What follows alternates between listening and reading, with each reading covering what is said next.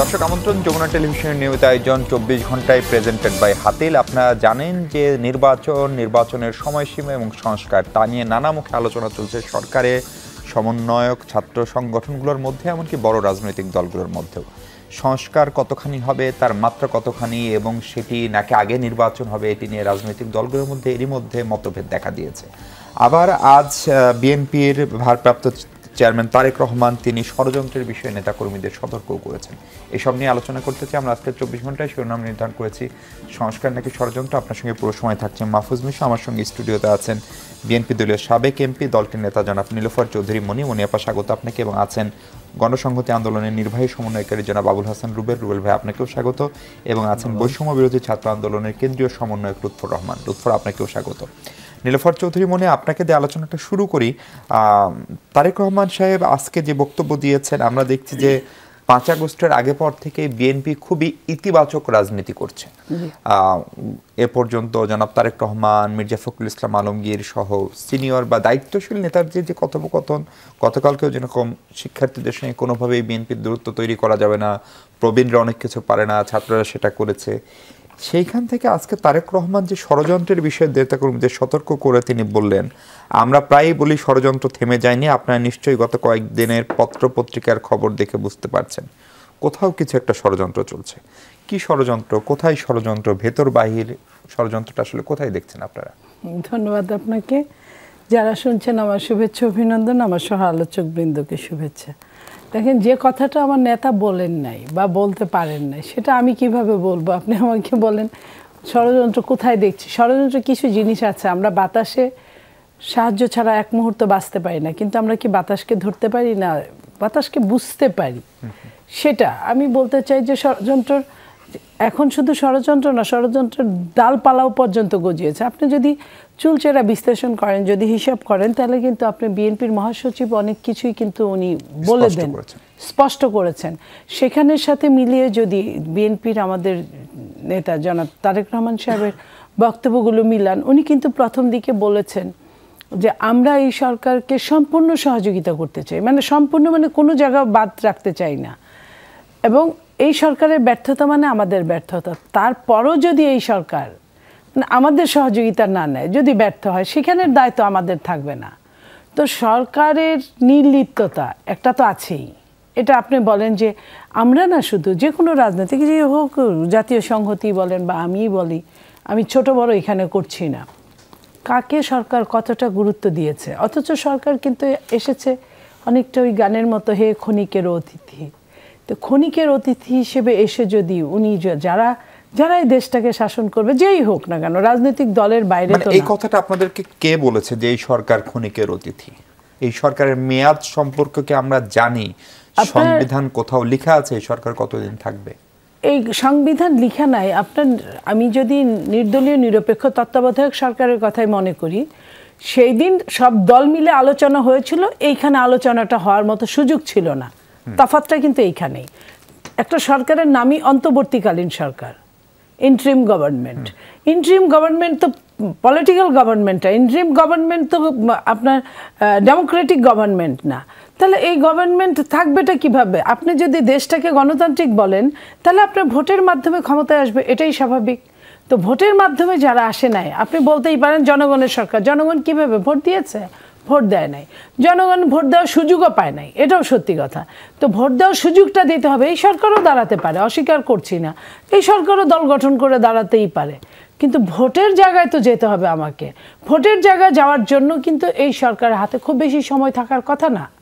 কারণ আপনি চাইলেই লম্বা করে প্লাস্টিক টানারও কিন্তু একটা সীমা আছে। বেশি টানতে গেলে যতই নাম প্লাস্টিক হোক, ওটা কিন্তু ছিঁড়ে যাবে, এটা লম্বা হবে না। সো আপনি কতটুকু লম্বা করতে পারেন? আপনি আসছেন স্বল্প সময়ের জন্য, যে আমরা ঠিক সময় মতো একটা নির্বাচন দিয়ে আমরা এখানে একটা কিছু সংস্কার করে চলে যাব।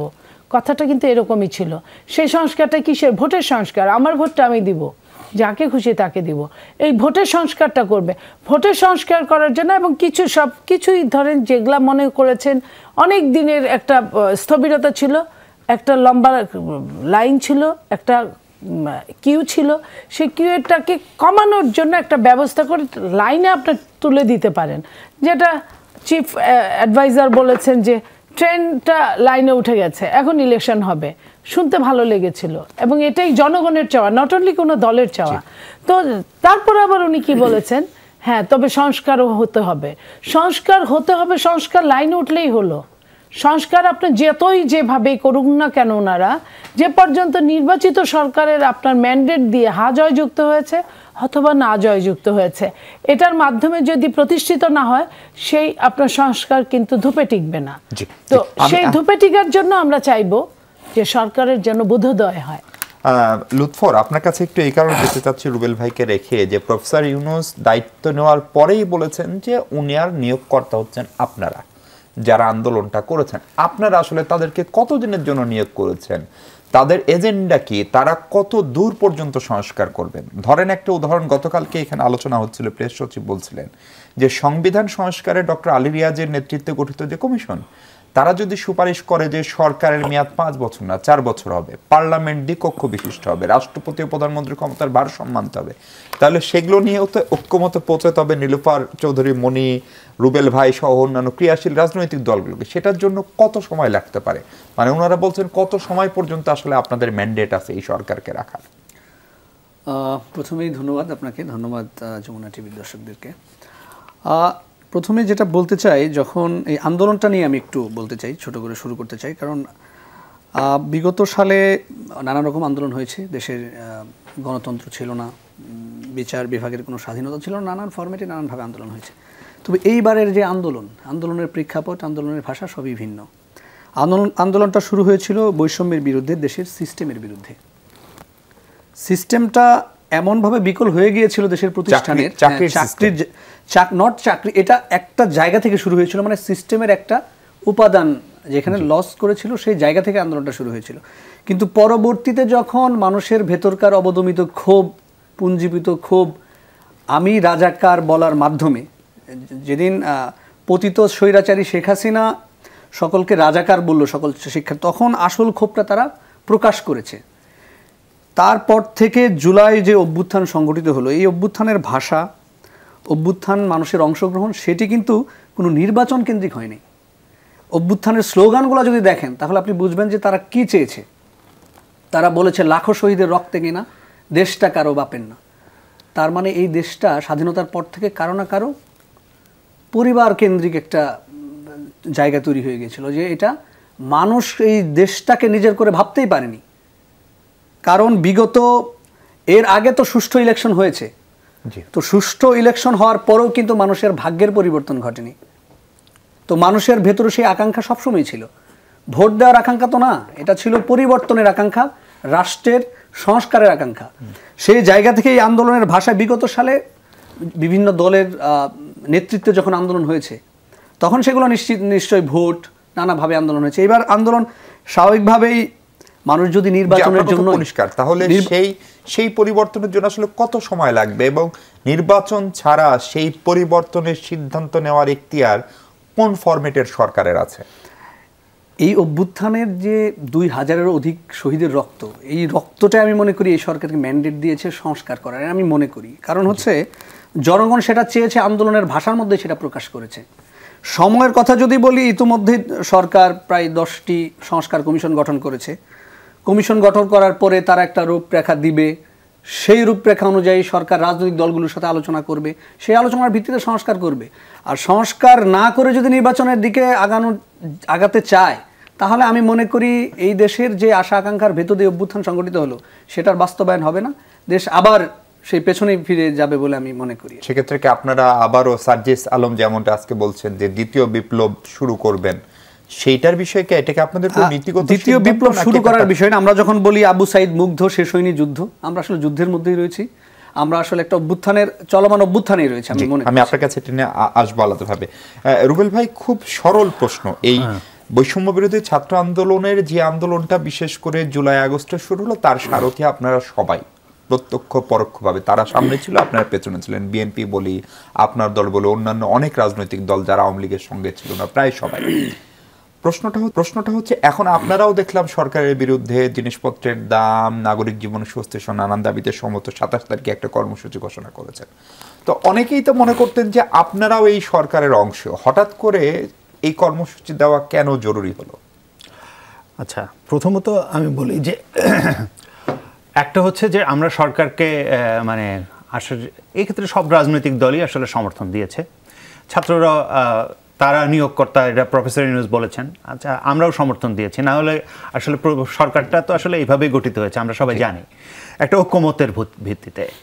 আচ্ছা, এই সরকারের কাজ যেমন হচ্ছে আসলে মানে যে একটা সময়, যে সময়টাই তিনি তারা থাকুন, সেই সময়ে জনগণের যে সমস্ত সমস্যা, সেই সমস্যাগুলো তো আসলে সমাধান করতে হবে।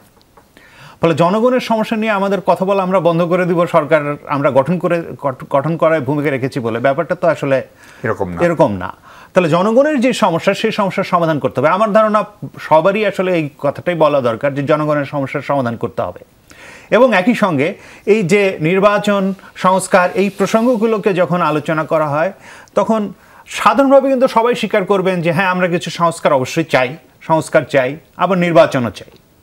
কেউই এটা অস্বীকার করেন না, মানে যে কোনো রাজনৈতিক দল বলেন, কিংবা আমি যদি ছাত্র জনতা আর প্রতিনিধি আকারে বৈষম্য বিরোধী ছাত্র আন্দোলনকেও বলি, তারাও এটা অস্বীকার করবেন না যে একটা সংস্কার হতে হবে, নির্বাচন হতে হবে, সবই এই দুটোই হতে হবে, এই বিষয়ে কেউ মানে দ্বিমত প্রকাশ করবেন না। কিন্তু ওই যে একটা ফ্রেডরিক নিটশে, জার্মান দার্শনিক, তিনি একটা কথা বলছিলেন যে ডেভিল লাইজ ইন ডিটেইলস। যখন আপনি ভেতরে যাবেন যে আসলে কে কোনটা চায় আগে, কখন চায়, তখন আসলে দেখবেন যে পার্থক্যগুলো তৈরি হয়। মানে আমরা সাধারণভাবে ঐক্যমত্যের জায়গা আমাদের যেমন আছে, তেমন আসলে পার্থক্যের জায়গাও আছে। এখন এই পার্থক্য এবং মানে ঐক্যমত্য, এই দুইয়ের ভেতরে একটা দ্বন্দ্ব আসলে সবসময়ই ক্রিয়াশীল। আমি এই জায়গাটাতেই বলতে চাই যে ধরেন আমরা এই জায়গাটা নিরসন করব কিভাবে, এটার পদ্ধতিগুলো আমাদের আসলে ইয়ে করা দরকার। যে ধরেন আমরা যে কথাটা একেবারে শুরু থেকে বলছিলাম, এখনও বলছি, যেটা যে আসলে সরকারের উচিত একটা রাজনৈতিক দল, তারপরে বৈষম্য বিরোধী ছাত্রদের, তারপরে অন্যান্য নাগরিকবৃন্দকে নিয়ে একটা গ্রেটার ন্যাশনাল পলিটিক্যাল কাউন্সিল করা, যেখানে এই জিনিসগুলো আলোচনা হতে পারে। শুরু থেকেই বলছেন, হ্যাঁ, এই কথাটা বলছি, যাতে করে আসলে আমরা এই যে বিভক্ত হইলেই আসলে ষড়যন্ত্রটা শুরু হয় কোথা থেকে? ষড়যন্ত্রটা শুরু হয় আসলে বিভক্তির জায়গা থেকে। ঐক্য যত আমরা বাড়াতে পারবো। একটা প্রশ্ন করতে চাই, ধরেন আপনার যদি মনে থাকে যে ধর্ম উপদেষ্টা মহোদয় বলেছিলেন যে আওয়ামী লীগ সরকারের শেখ হাসিনা যে কয় মাস ছিলেন জানুয়ারির পর থেকে, এর বাকি সময়টুকু হচ্ছে এই সরকারের মেয়াদ, যদি মনে করেন। অন্তর্বর্তী সরকারের ধর্ম উপদেষ্টা প্রফেসর আসিফ নজরুল আইন উপদেষ্টা, তিনি বলেছিলেন 18 মাস বা এরকম কিছু, সেনাপ্রধান 18 মাস। সবশেষ চিফ অ্যাডভাইজার মহোদয় একটি বক্তব্যে যেটা বলেছেন, সেটাকে যদি মিসকোট না করা হয়, তাহলে উনি একটা ধারণা দিয়েছেন ইটস বিলো 4 ইয়ার্স। মানে দেশের মূল সরকারি ব্যবস্থাও 4 বছর করার একটা চিন্তার কথা বলেছেন, 5 বছরের জায়গায় আপা, এবং তাদের মেয়াদ কোনোভাবেই তার চেয়ে বেশি হবে না, তার মানে 4-এর চেয়ে বেশি হবে না। তার মানে আমি ধরতে পারি 3 বছর 11 মাস হতে পারে, 1 বছর হতে পারে, 1.5 বছর হতে পারে। ফলে এই টিওয়ারটা কেন আপনারা এতদিনও ঠিক করতে পারলেন না? প্রফেসর ইউনূসের সঙ্গে আপনার অন্তত 3 দফা বসেছেন। মানে আমরা এখনো পর্যন্ত যেটা বলি যে আসলে রাজনৈতিক দলগুলোর সঙ্গে কিন্তু আসলে এই বিষয়ে এখনো কোনো আলোচনা ফর্মালি হয়নি। প্রফেসর ইউনূসের যে বক্তব্যটা আসলে এসছে, আমি দেখলাম যে বক্তব্যটা আসলে এক ধরনের স্পিন বলের মতো আর কি। সেটা অফ ব্রেক হবে না, লেগ কাটার হবে না, গুগলি হবে না, টপ স্পিন হবে, এটা আপনি এখনো আসলে বুঝতে পারছেন না। আমরা সবাই ব্যাটসম্যান, একটা বছর তার মধ্যে উচ্চারিত হয়েছেন, এই প্রথম ওনার মুখে একটা টাইম ফ্রেম উল্লেখ, মানে উনি বলেছেন যে আমরা অবশ্যই তার চেয়ে অনেক কম সময় থাকতে চাই। না, উনি কিন্তু কয়েক ধাপে কথা বলেছে, এক এক জায়গায় এক এক রকম বলেছে, উনি ক্লিয়ার বলেন নাই। তা আবার মানে বলেছেন যে যদি প্রধান রাজনৈতিক দলগুলো বলে, তাহলে আমরা কালকেই নির্বাচন দিয়ে দেবো, এরকম নানা ধরনের কথাই বলেছেন। আসলে ঘটনাটা আসলে কি, আমার মনে হয় এটা আলাপ আলোচনার ভেতর, আমি যেই কারণে এই বিষয়কে অনেক গুরুত্ব দিয়ে প্রথম থেকে আমরা বলে আসছি, সেটা হচ্ছে যে আসলে এই আলাপ আলোচনার মাধ্যমেই আসলে মীমাংসা হওয়া দরকার। কারণ আমরা তো আসলে পরস্পর বিরোধী শক্তি না বা পরস্পরের শত্রু না, আমরা একটা লড়াই করেছি একসাথে। ফলে এই লড়াইয়ের ঐক্যটা বজায় রাখাটাই জরুরি, এবং সেটার ভেতর দিয়ে আলাপ আলোচনা সমঝোতার ভেতর দিয়ে আসলে সবকিছুর সমাধান হওয়া দরকার। জি, নীলুফার আপা, মির্জা ফখরুল ইসলাম আলমগীর স্পষ্ট করেছেন যে পুলিশ প্রশাসন ও নির্বাচন কমিশন ব্যবস্থা সংস্কার করে অন্তর্বর্তী সরকারকে দ্রুত নির্বাচন দিতে হবে। উনি দুটো ইউনিটের কথা বলছেন, একটা হচ্ছে পুলিশ প্রশাসন আর একটা নির্বাচন কমিশন। এর সঙ্গে নিশ্চিতভাবে সিভিল প্রশাসন আসবে, কারণ নির্বাচন তো আসলে 300 আসনে বাস্তবায়ন করে সিভিল প্রশাসন। আপনি জানেন যে প্রশাসনিক সংস্কার সেই অর্থে এখন পর্যন্ত এই সরকার আসলে করতে পারেনি। পুলিশের নতুন যে পুলিশ নিয়োগ, আজকেও দেখলাম সারদায় আরও একটা ব্যাচের কুচকাওয়াজ, সেটি বাতিল করা হলো। তার মানে নতুন পুলিশ আসছে না। আগের যে পুলিশ তার অনেকে লাপাত্তা এবং পুলিশ এখন অ্যাক্টিভ না। আপনার আসলে ঠিক কতখানি সময় আপনার ব্যক্তিগত মতামত দিতে পারেন যে এই লোকগুলোকে স্ট্রং করতে? আমাদের নেতা যে কথা বলেছে ষড়যন্ত্র, আপনার কথাতেই কিন্তু ষড়যন্ত্রটা বের হয়ে গেল। এই যে পুলিশ প্রশাসন আরো এক ধাপ বাদ দিল, কোনো নতুন পুলিশ প্রশাসন নিচ্ছে না, প্রশাসনের অবস্থা হঠাৎ করেই চাইলেই পরিবর্তন করা সম্ভব হচ্ছে না। আপনার নির্বাচন কমিশন এখনো ওই অর্থে গঠনও হয় নাই। তো আপনি মনে করেন যে এই জায়গা থেকেই আমাদের নেতা বলতে চেয়েছে যে 3 মাস কিন্তু 100 দিন আপনার হানিমুন পিরিয়ড কমপ্লিট। তো আপনি তো জনগণের কাছে আপনি আপনার অ্যাপ্রক্সিমেট ধারণাটা পেশ করবেন। এটা অনেকটা বাজেটের মতো, যে আমার যদি এত টাকা থাকে তাহলে আমি এই কিনবো, না থাকলে আমি কিনবো না। তো ওনারা তো এইটুকু বলতে পারে যে আমার এইটুকু, আমার 3 মাস লাগবে আদমশুমারি করতে, আমার 1 মাস লাগবে আমার এই যে নির্বাচন কমিশন করতে, হালনাগাদ করতে যেহেতু এখন আইডি কার্ড আছে, হালনাগাদ করতে খুব বেশি কঠিন কিছু না, গিয়ে শুধু নিজেরা লিখে নিলেই হয়ে যায় ওই ভোটারের আপনার অফিসগুলো থেকে। সো এইখানে তো গাফিলতি আমরা দিব্য চোখে দেখতে পাচ্ছি। এটার জন্য কিন্তু দুর্বীক্ষণ যন্ত্রের প্রয়োজন হচ্ছে না। তো সেই জায়গায় আমরা বলতেই পারি, এই যে শুদ্ধ ভাষায় আমরা বলছি সরকার শুনছেন না, ভাষাটা কিন্তু রাজনীতিবিদদের শুদ্ধ হতে হতে অশুদ্ধ হতে বেশিক্ষণ লাগে না। তখন যদি সরকার শুনতে বাধ্য হয়, সেটার জন্য আমাদের জন্য এটা ভালো লাগবে না, কারণ আমরা এরকম চাই নাই। আমরা আওয়ামী লীগের অত্যাচার সহ্য করেছি, নিষ্পেষণ সহ্য করেছি, গুম খুন হজম করেছি। তারপরে একটা সময় আমরা আমাদের সন্তানদেরকে ক্রেডিটও দিয়েছি, যদিও তাওয়া আমরা গরম করেছি, আমরা ফিল্ড ছাড়িনি 1 সেকেন্ডের জন্য। আমাদের সবচেয়ে বেশি লোক মারা গেছে। এই যে লুৎফর বললেন আবু সাইদ মুগ্ধ, শেষ হয়নি যুদ্ধ। আবু সাইদ প্রথম শহীদ, আমি অস্বীকার করছি না, কিন্তু দ্বিতীয় শহীদটা ছাত্র দলের একটা ছেলে নাম ওয়াসিম, চট্টগ্রামে মারা গেছে, সেকেন্ড শহীদটা। তারা কিন্তু এটা স্বীকার করে না। এই যে তারা আবারও কিন্তু বৈষম্যের মধ্যেই তারা, আমি সেটাই সিম্বলিক হিসেবে কেন একটা ছাত্র দলের ছেলের নাম আসলো না, আসে না কেন? এইখানেই বৈষম্যের মধ্যে বৈষম্য ঢুকে গেছে। তো বৈষম্যের মধ্যে যখন বৈষম্য ঢুকে যায়, তখন ওই রাষ্ট্রের জন্য আমরা আসলে সারা জীবন কানামছি খেলতে খেলতেই আমাদের জীবনটা গেল। আমরা ভালো কিছুই দেখলাম না, ওই অনেকটা সুনীলের কবিতার মতো। তো আমরা ভালোটা কবে দেখব? আমাদের সন্তানদের কাছেও আমরা ভালো দেখছি না। সুবিধা কি বিএনপি পায়নি? ধরেন আপনার কাছ থেকে অ্যাটর্নি জেনারেল নিয়োগ হলো, আর সচিব যারা তারা বিএনপি পন্থী। আমি আপনাকে একটা কথা বলি, এই সরকার কোথায় পাবে? বিএনপি ছাড়া যে কয়েকজন দিয়েছে, অন্য লোকদের কাছে যা আছে সেটা থাকার পরে বিএনপির কাছ থেকে নেয় নাই। অন্যদের কাছে যা নাই, এবং অন্যটা আপনি হিসাব করেন। আমি কেন বলতে যাব? আমার কেন গায়ে পড়ে ঠেকা লাগছে যে প্রত্যেকের আমি শত্রু হব? সো আপনি ওটা হিসাব করেন। তো অন্যদের যা নাই সেটা অনেক বিশ্ববিদ্যালয়ের ভিসি থেকে শুরু করে অনেক কিছু, অন্যদের যা নাই সেটা বিএনপির থাকবে, এটাই স্বাভাবিক। কারণ সবচেয়ে বিএনপি অনেকদিন দেশে শাসন করেছে, অনেকের চাকরি দিয়েছে, বড় দল। এই দলের বাইরে কোথায় পাবে? চাইলেই কি বৈষম্য বিরোধী ছাত্ররা যাদের বয়স 20 থেকে 22-24 বছর, তারা কি 5টা সচিব বের করতে পারবে? ইম্পসিবল, তারা পারবে না। হ্যাঁ, যারা ফাইল ওয়ার্ক করে 2-1 রাজনীতি করেছে তাদের কিছু হবে। ও কোকিলের মতো কাকের বাসায় ডিম দিয়ে কাকের তা দিয়ে বাচ্চা ফোটানোর মতো তারা কিছু পেতে পারে। তখন তারা যখন উচ্চারণ করে যে আপনার কি সফট বিএনপি, আপনি বুঝেন how it possible that soft BNP? তার মানে বিএনপি হলে চলবে না, এখন না পারতে সফট বিএনপি। তো এই যে তারা শব্দগুলো বের করেছে, তো এখন সফট আওয়ামী লীগ দিয়ে তারা ঘর ভরে ফেলছে, সফটের সঙ্গে সঙ্গে হার্ড আওয়ামী লীগ দিয়েও ঘর ভরে ফেলছে। আমরা কিন্তু সেগুলোও কথা বলছি, আঙ্গুল তুলে তুলে দেখাচ্ছি। এখন তো আওয়ামী লীগকে আপনি নিষিদ্ধ করতে চাচ্ছেন, আবার আওয়ামী লীগের লোকদের দিয়ে আপনি নিয়োগ দিচ্ছেন। কোথায়? তাও আপনার উপদেষ্টা থেকে শুরু করে প্রত্যেকটা সেক্টরে। তাহলে আপনার লাভটা কি হলো? ওই তৈলাক্ত বাঁশের অঙ্কের মতো আমি যেখানে ছিলাম ওখানেই আমি ফিরে আসছি। জি, আপনার একটা বিরতি নেই। লুৎফর, আপনার কাছে একটা প্রশ্ন, এই যে আপার যে সমস্ত অভিযোগ, সেই অভিযোগগুলোকে কিভাবে খণ্ডাবেন এবং আপনারাও কোনো ষড়যন্ত্র দেখতে পান কিনা?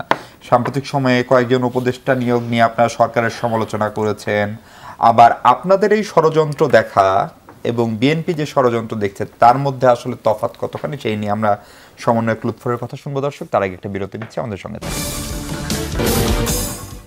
দর্শক, সংস্কার নাকি ষড়যন্ত্র, এই বিষয়ে কথা বলছি আমরা 24 ঘন্টায় প্রেজেন্টেড বাই হাতিল। আমাদের সঙ্গে বৈষম্য বিরোধী ছাত্র আন্দোলনের সমন্বয়ক লুৎফর আছেন। লুৎফর, আপনার কাছে প্রশ্ন ছিল, আপনারাও কি কোনো ষড়যন্ত্র দেখতে পান কিনা? সরকারের উপদেষ্টা নিয়োগ থেকে শুরু করে বেশ কিছু কিছুতে আপনাদের আপত্তি আছে, আপনারা বলছেন যুদ্ধটা এখনো শেষ হয়নি, ফলে আপনারাও কোনো ষড়যন্ত্র দেখেন কিনা, এবং আপনারা যে ষড়যন্ত্র দেখেন এবং মনিয়াপাড়া যে ষড়যন্ত্র দেখেন, দুটো একই রকম ষড়যন্ত্র কিনা? প্রথম মনিয়াপা যেটি বললেন যে একটি স্লোগান যেটি আমরা সবসময় দিচ্ছি, সারা দেশে বিভিন্ন মানুষ এই স্লোগানটি গ্রহণ করেছে, আবু সাইদ মুগ্ধ শেষ হয়নি যুদ্ধ। তো এই স্লোগানের ভেতরেও ওনারা ষড়যন্ত্র দেখলেন। এখানে নাকি ছাত্রদলের একজন শহীদ হয়েছেন, শহীদ ওয়াসিম, একজন না, অনেকেই শহীদ হয়েছেন, একজন স্পেসিফিক যার নাম আপু বলেছেন, শহীদ ওয়াসিম।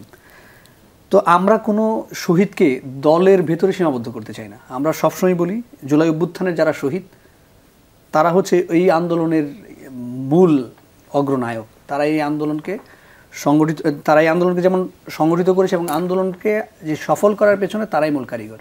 এখানে অস্বীকার করার কোনো সুযোগই নেই। হ্যাঁ, তবে স্লোগানের এটা একটা সিম্বলিক, একটা স্লোগান তৈরি হয় এইভাবে। তো এই জায়গায় আমি বিএনপির ব্যর্থতা মনে করব। তারা যদি তাদের কাউকে দলীয় শহীদ হিসেবে বিবেচনা করে, তো তারা তার নিয়ে কাজ করুক। শহীদ ওয়াসিমকে নিয়ে বিএনপি কী করেছে সেটা আমার বিএনপির কাছে প্রশ্ন, যেহেতু আপু এখানে প্রতিনিধি হিসাবে আছেন, আপুর কাছে প্রশ্ন।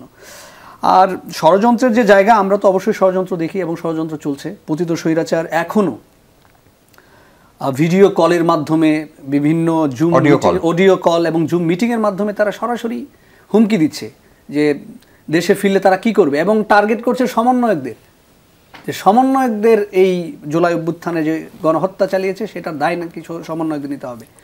তো এটা তো থেমে নাই, এই যে ষড়যন্ত্র সেটি চলমান। এবং দেশের ভেতরে আপনি জানেন যে এই অভ্যুত্থানের ফলে অজস্র মানুষ শহীদ হয়েছেন, কিন্তু একজন সচিবও কি পদত্যাগ করেছে? কারণ এখন অনেকের স্বৈরাচারের দোষর অনেক প্রশাসনের ভিতরে আছে যারা অভ্যুত্থানকে ধারণ করে না, কারণ তারা পতিত স্বৈরাচারের দোষর মনে করি আমরা। তো তাদের ষড়যন্ত্র তো অবশ্যই অব্যাহত আছে, এবং এ ব্যাপারে আমরাও রাজপথে আছি। আমরাও সবসময় আওয়াজ তুলছি যে আমাদের যুদ্ধ যেহেতু চলমান, আমরা তাদের বিরুদ্ধে লড়ে যাব, কারণ এই অভ্যুত্থানটা চলছে, অভ্যুত্থানটা চলবে আসলে। কিন্তু এটা কি দান্দিক না? ধরেন আপনাদের দুজন অন্তত প্রতিনিধি সরাসরি সরকারে আছেন, দুজন এখন আসলে তিনজন, যেহেতু মাহফুজা এখন উপদেষ্টা, তিনজন প্রত্যক্ষভাবে সরকারে আছেন। সার্জিস একটা ফাউন্ডেশনের সেক্রেটারি হিসেবে আছেন, এবং উপদেষ্টা যারা তাদের আপনাদের মনোনীত, ফলে তারা থাকা অবস্থায় তাদের বিরুদ্ধে আন্দোলন করা, এইটা কি মানে সরকারি দলেও আপনারা, বিরোধী দলেও আপনারা, এইরকম একটা বিষয় হয়ে যায় কিনা? না, এখানে সম্পর্কটা ডানদিকি হয়েছে, ডানদিকি এই জায়গা থেকে। কারণ সরকারটি তো অবশ্যই ছাত্র জনতার অভ্যুত্থানের ফলে গঠিত হয়েছে, তো এখানে অবশ্যই তাদের স্টেক রয়েছে। তো এর মানে এই না যে এই ছাত্র জনতাই সরকার চালাচ্ছে, তো সরকারের তো আলাদা একটা মেকানিজম আছে। এবং এই যে লাল ফিতার দৌরাত্ম্য সেটাও তো দৃশ্যমান নানা জায়গায়। আমরা যখন এই যে বন্যা হয়েছে, আমরা যে টাকাটি জনগণ দিয়েছে সেই টাকাটি কিন্তু আমরা দিয়ে দিয়েছি সরকারকে, ত্রাণ বিষয়ক যিনি উপদেষ্টা রয়েছেন তার কাছে দিয়ে দিয়েছি, কিন্তু এখনও পুনর্বাসনের সেভাবে দৃশ্যমান দেখছি না। এই কাছে আমার ত্রাণ উপদেষ্টার কাছে সরাসরি প্রশ্ন যে আপনি কি করছেন, আপনার মন্ত্রণালয় কি করছে? তো এই দ্বান্দ্বিক সম্পর্ক আমরা বজায় রাখবো। সরকার যদি ভালো কোনো কাজ করে তাহলে আমরা প্রশংসা করব। সরকার যদি জনগণের আশা আকাঙ্ক্ষা, অভ্যুত্থানের আশা আকাঙ্ক্ষার বিরুদ্ধে কাজ করে, আকাঙ্ক্ষার প্রতিফলন না ঘটাতে পারে, তাহলে আমরা তাদের সমালোচনা করবো এবং প্রয়োজনে রাজপথে নামবো। জি জি, রুবেল ভাই, এই আপনার কাছে যেটা প্রশ্ন সেটা হচ্ছে, মির্জা ফখরুল সাহেবও বলেছেন যে সরকারের ভিতরে থেকে যারা বিপ্লবের কথা বলছেন, সম্ভবত যে তিনজন উপদেষ্টা বা উপদেষ্টাই এখন তিনজন আছেন, তাদের উচিত সরকার না থেকে বিপ্লবী দল তৈরি করা। মানে যে প্রশ্নটা আমিও করছিলাম যে সরকারের ভিতরে থেকেই সরকারের সমালোচনা, বিশেষ করে যদি উপদেষ্টারা কেউ করেন এবং তারা মিছিল করেন, সেটি খানিকটা দ্বান্দ্বিক হয় কিনা? ধরেন আপনারা করছেন কারণ আপনারা একটি রেজিস্টার্ড রাজনৈতিক দল, অথবা তারা যে একটি দল করার মতো চেষ্টা করেছেন, একটি নাগরিক কমিটি করেছেন, তারাও করতে পারেন, কিন্তু সরাসরি তারা পারেন কিনা, বা এটি একটু দৃষ্টিকটু দেখায় কিনা কখনো কখনো? মানে উপদেষ্টারা ঠিক, মানে আমি এখনো জানি না যে আসলে উপদেষ্টারা কোনো মিছিল মিটিং করেছেন কিনা, এখনো পর্যন্ত আমি দেখি নাই। আপনি কি মানে এরকম কিছু দেখেছেন কিনা? মানে আমি এখনো দেখি নাই আর কি। মানে কিন্তু মানে ওনাদের মত তো নিশ্চয়ই দিতে পারেন, সেটা তো আলাদা ব্যাপার। আমি বলতেছি যে আমার জায়গাটা হচ্ছে যে ধরেন যে কোনো একটা রাষ্ট্রযন্ত্র আসলে কিভাবে কাজ করে সেটা যদি জায়গায় দেখি, আমি যেই কথাটার সাথে আমি অনেকখানি একমত, সেটা হচ্ছে যে এখনো পর্যন্ত যে প্রশাসন যন্ত্র, এই প্রশাসন যন্ত্রটা মানে বিশেষত আমলাতন্ত্র এখনো পর্যন্ত আসলে স্বৈরাচারের যে রেখে যাওয়া সেটা থেকে পরিপূর্ণ না, অনেকাংশেই আসলে তার ফ্রেমের ভেতরেই আছে এবং তারা আসলে পুরো মানে সরকারের কাজকে আসলে খুব কঠিন করে তুলছে। এটা আমার কাছে মনে হয় যে সরকারের যে আমরা সমালোচনা করছি এইটার ভেতরে ওই আমলাতন্ত্রকে ধরেও আসলে সমালোচনাটা করা উচিত, এবং তারা আসলে প্রত্যেকটা কাজকে আসলে শ্লথ করে ফেলছে এবং প্রত্যেকটা সরকার আসলে কিভাবে মোকাবেলা এবং এইটার মোকাবেলা করাটা সরকারেরই দায়িত্ব। মানে আমি বলছি কিভাবে করবে, মানে আপনি হঠাৎ করে কি সচিব তৈরি করতে পারবে? এই সচিব তৈরি করতে পারবে, ধরেন আপনি আমরা এটার অনেক ধরনের দেখেছি, যেমন আমাদের দেশে এখনো পর্যন্ত মানে সচিব নিয়োগ করার ক্ষেত্রে আসলে শুধুমাত্র প্রশাসন ক্যাডারকে বিবেচনা করা হয়। কেন অন্যান্য ক্যাডার বাংলাদেশে নাই? তারা কি মানে সরকারি চাকরিতে পরীক্ষা দিয়ে ঢোকে নাই? তাদেরকে একটা মানে যোগ্যতা সহ ঢোকে নাই এবং তাদের কাজকর্মের ভেতর দিয়ে ধরুন তারা যুগ্ম সচিব বা অন্য সচিব যখন হয়েছেন তখন কিন্তু আসলে এই জায়গাটাই থাকার কথা না, কিন্তু এখনো পর্যন্ত শুধুমাত্র প্রশাসন ক্যাডার যারা আসলে মূলত গত সরকারের একেবারে সরাসরি সুবিধাভোগী ছিল তাদেরকে দিয়ে সব জায়গাগুলো ফিল আপ করার চেষ্টা করছেন। তার মানে অন্য জায়গায় আপনি নজর দিচ্ছেন না, এটা একটা বিষয়। তারপরে ধরেন এখানে আপনি প্রত্যেকটা কেস টু কেস তো আপনাকে দেখতে হবে, মানে যারা গত দুই তিনটা নির্বাচনের সময় যারা এই জালিয়াতির সঙ্গে যুক্ত ছিল তাদেরকে চিহ্নিত করা দরকার। তাদেরকে কিভাবে আসলে আপনি মানে রিটার্নিং অফিসার বা প্রিসাইডিং অফিসার, রিটার্নিং অফিসার ছিল বা রিটার্নিং অফিসারই ছিল, আসলে বড় কর্মকর্তারা তো রিটার্নিং অফিসার ছিল, তো তারা কিভাবে এই যে এই নির্বাচনগুলোর সঙ্গে যুক্ত ছিল তাদেরকে চিহ্নিত করা দরকার। ওই সময় যারা বিশেষত ডিসি ছিল তারা সবাইকে আপনি চিহ্নিত করা দরকার, তাদেরকে আপনি মানে সব পদে রাখবেন বা খুবই গুরুত্বপূর্ণ জায়গায় রাখবেন, তাহলে তো আসলে মানে বোঝাই যাচ্ছে যে তারা কোনো না কোনোভাবে এই জায়গাটাকে করবে। একইভাবে আমি বলবো যে পুলিশ বিষয়ে সংস্কারটা খুব দ্রুত হওয়া দরকার ছিল এবং পুলিশে নতুন নিয়োগ দেওয়া দরকার ছিল। এটা ছাত্রদের ভেতরে থেকে দিতে পারতেন, আরও অন্যান্য জায়গা থেকে দিতে পারতেন, চুক্তিভিত্তিক নিয়োগ দেওয়া যেত।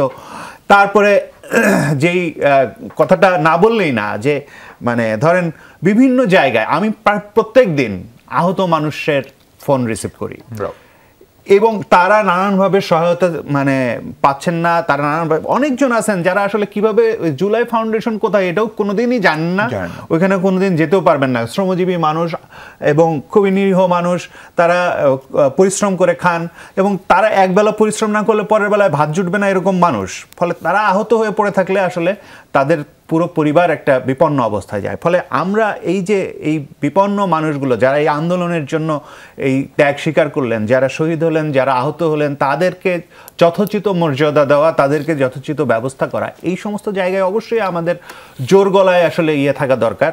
এই জায়গাগুলো আমি মনে করি যে খুবই জরুরি জায়গা। আর একটা বিষয় যেটা বলা দরকার সেটা হচ্ছে যে এই যে সংস্কারের যে জায়গাগুলো আমরা বলছি যে আচ্ছা সংস্কারের জায়গা ক্ষেত্রগুলো সংস্কারের জায়গাগুলো তারা চিহ্নিত করেছেন। এই চিহ্নিত করা জায়গায় এইগুলো ডিসেম্বরের ভেতরে দ্রুততার সাথে এইগুলো সম্পন্ন করে সমস্ত রাজনৈতিক দলগুলোর সঙ্গে বসা উচিত।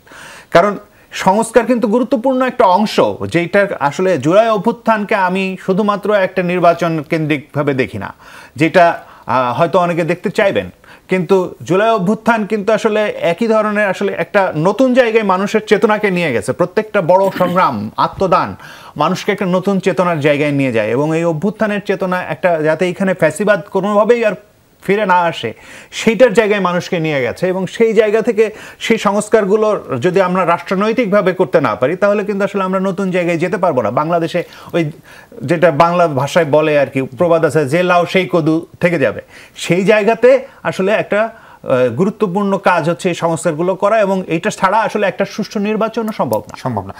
আপা সংস্কার হইলে তো বিএনপিরও দীর্ঘমেয়াদে লাভ, কারণ এইটুকু তো বোঝা যায় যে কোনো ফরম্যাটে নির্বাচন হইলে প্রচলিত ধারণা হচ্ছে বিএনপি ক্ষমতায় আসবে। তাহলে ধরেন এই 100 দিন পূর্তি উপলক্ষে প্রফেসর ইউনূস যে ভাষণ দিলেন, সেই ভাষণের পরে বিএনপির আনুষ্ঠানিক প্রতিক্রিয়া ছিল নির্বাচনের সুস্পষ্ট রূপরেখা না থাকায় বিএনপি হতাশ। নির্বাচন নিয়ে আপনাদের এত তাড়াহুড়া কেন? একটু সংস্কার করে নির্বাচন হলেও তো বিএনপি ক্ষমতায় আসার কথা। শোনেন, আমাদের কথা হলো সংস্কার করে নির্বাচনকে নিয়েই এই 16 বছর আন্দোলন। নির্বাচন সঠিক হয় না বলেই আন্দোলন। এইটাই মেন সংস্কার। জুলাইয়ের আন্দোলন কি নির্বাচন নিয়ে ছিল? অবশ্যই। প্রথমেই তো তারা কোটা বিরোধী বলছে। যখন তারা কোটা বিরোধী বলছে তখন কিন্তু ছাত্রছাত্রী ছিল, তার বাইরে কেউ ছিল না। ছাত্রছাত্রীর সঙ্গে কিছু মা বাবা উপায় নাই, সন্তানরা আসছে পিছনে পিছনে আসছে। কিন্তু যখন তারা এক দফায় চলে গেছে, এক দফা মানে ওই সরকারের পতন। ওই সরকার কি করেছে? আমাদের ভোট দিতে দেয় নাই, আমাদের ন্যায্য হিস্সা থেকে বঞ্চিত করেছে, আমাদের টাকা পয়সা বিদেশ পাচার করেছে, ইত্যাদি ইত্যাদি। এক দফার যখন আন্দোলন হয়েছে তখন কিন্তু দলমত নির্বিশেষে কেউ কিন্তু ঘরে ছিল না, বের হয়ে গেছে। এইটা বুঝতে হবে যে মানুষের ফিলিংসটা কোন জায়গায়, মানুষের মানে জায়গাটা যদি না বুঝি আমার আবার ভুল হবে। সংস্কার কিন্তু অনেক লেন্দি প্রসেস। আমি আবারও বলছি, একটা সংস্কার হচ্ছে চলমান প্রসেস। আর সংস্কারকে আপনার ম্যান্ডেট দিতে গেলে আপনার নির্বাচিত সরকার দরকার। তো সরকার যদি নির্বাচিতই হতে হয়, সংস্কারের জায়গায় চলুক, সমস্যা কি? আমি আপনাকে একটা প্রমাণ দিই। আপনার 1/11 সময় কিন্তু সংস্কার করেছিল সেই সরকার কিছু কিছু। একটা সংস্কার ছিল কিন্তু নারীকে 2020 সাল নাগাদ আপনার 33% নারীর সমস্ত রাজনৈতিক ক্ষেত্রে তাদের উপস্থিতি থাকতে হবে। কোনো দল কি সেটা করেছে? সেটা কিন্তু মেনেই কিন্তু তারা নিয়েছিল। এবং তারা কিন্তু প্রত্যেকটা দল কিন্তু একটা কমিটি জমা দিয়েছিল 2008-এর আগে, এবং সেইখানে প্রাথমিকভাবে 15% নারী কোটা কিন্তু ফিল আপ করে তারা জমা দিয়েছিল, যেটা বাইরে হয়তো মানুষ জানে নাই, কিন্তু তারা জমা দিয়েছিল। নির্বাচন কমিশনকে দিতে হয়েছিল, দিয়েছিল। তারপরে 2020 সাল আসার পরে 2025-এ কিন্তু এটা চলে গিয়েছে, যে কোনো দলই যেহেতু এটা ফাইনালাইজ করতে পারে নাই, সো এটা আরো 5 বছর বাড়িয়ে নিয়েছে। এই জায়গায় আমি বলছি, তাহলে আমার যদি সংস্কারের মেন ম্যান্ডেটটা যদি আমার নির্বাচিত সরকারের কাছেই দিতে হয়, তাহলে সংস্কার নিয়ে আলোচনা করে ওই রাজনীতিবিদদের সাথে কথা বলেই আলোচনাটা আপনি ফাইনালাইজ করেন। করে আপনি সংস্কার তো এই 3 মাস 6 মাস 10 মাস 12 মাস 15 মাস 2 বছর নেবার সংস্কার লেন্দি প্রসেস। আর এত দিনের জট, সেটা চাইলেই আপনার একটা পরিবর্তন রূপান্তর, একটা সংস্কার দিয়ে আবার 5 জনের পছন্দ হবে না, ওইখানে আবার রিআলোচনা হবে। তো সেই জায়গায় আপনার ওটার জন্য ওই বেশি সময়টা দেওয়ার মতো কি সময় সরকারের হাতে আছে? এই সরকার, হ্যাঁ, সরকার নিজে মনে করছে যে তার হাতে আছে, কারণ অফুরন্ত সময় নিয়ে সরকার থাকতে চায়। বাংলাদেশের এটাই প্রবলেম, সিস্টেম লসের প্রবলেম, যে এইখানে এই দেশে কেউ সরকারে আসলে তারা সহজে যেতে চায় না। লুৎফর, এই বিপ্লব পরবর্তী নতুন একটা রাজনৈতিক শক্তির উত্থান নিয়ে আলোচনা হচ্ছে। গতকালকে দেখলাম আমাদের একজন উপদেষ্টাও বলেছেন যে জানুয়ারির ভিতরে বিশ্ববিদ্যালয়গুলোতে ছাত্র সংসদ নির্বাচন হবে। আপনারা একটা রাজনৈতিক দল গঠনের প্রক্রিয়া শুরু করছেন, এরকম কথাও বাতাসে ভাসে। অলরেডি যে নাগরিক কমিটি করা হয়েছে সেটিও মনে করা হচ্ছে সেটি আপনাদের হয়তো অভিভাবক সংগঠন হবে।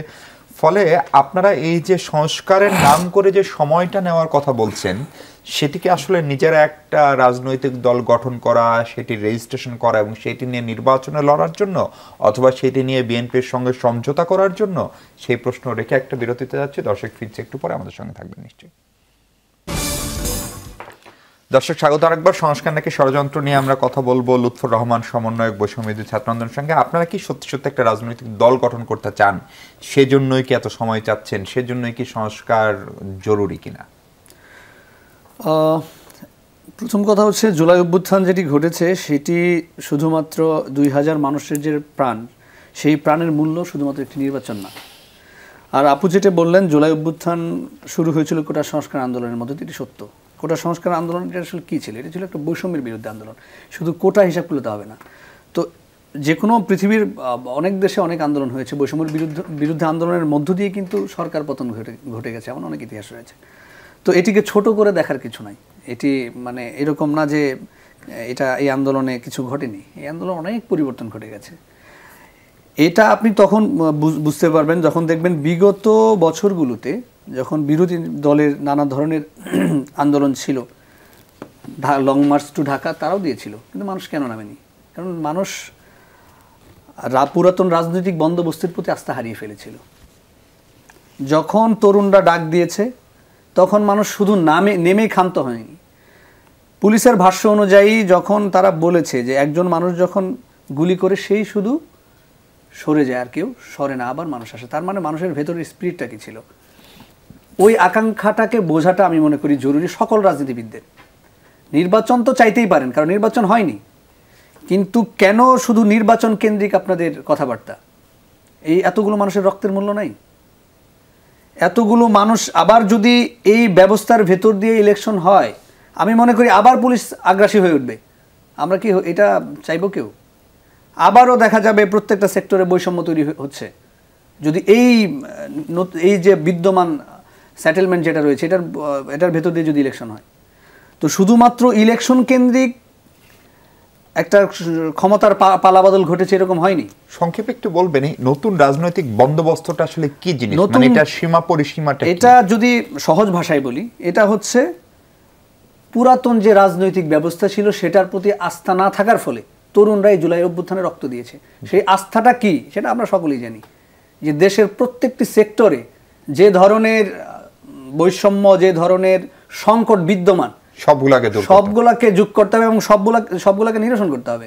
নইলে তরুণদের যে আকাঙ্ক্ষা, এই ভাষাটা আমাদের দেশের বিদ্যমান রাজনৈতিক দলের নেতাকর্মীরা না বুঝতে পারেন, তাহলে তারাও মনে করি ছাত্র জনতা বলে তাদের কাছে আসলে তারাও তাদের থেকে মুখ ফিরে নেবে। মেয়াদের কোন সরকারের পক্ষে যদি একটি পূর্ণ মেয়াদের সরকার হয়, তার পক্ষে কি সবকিছু দূর করা আসলে সম্ভব, নাকি সিস্টেমটা চালু করা উচিত? হ্যাঁ, আমি এটা তো সংস্কার একটা ধারাবাহিক প্রক্রিয়া, সেটা সকলেই জানি।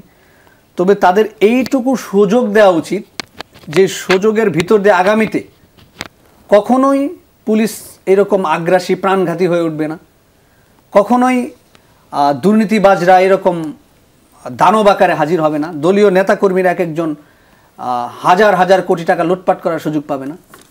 এইরকম একটা সংস্কার আমাদের দরকার। এটার জন্য কেমন সময় লাগতে পারে সম্ভাব্য? সময়ের ব্যাপার সেটা আমি তো এইভাবে আসলে বলা যায় না, সেটা একটা প্রক্রিয়া।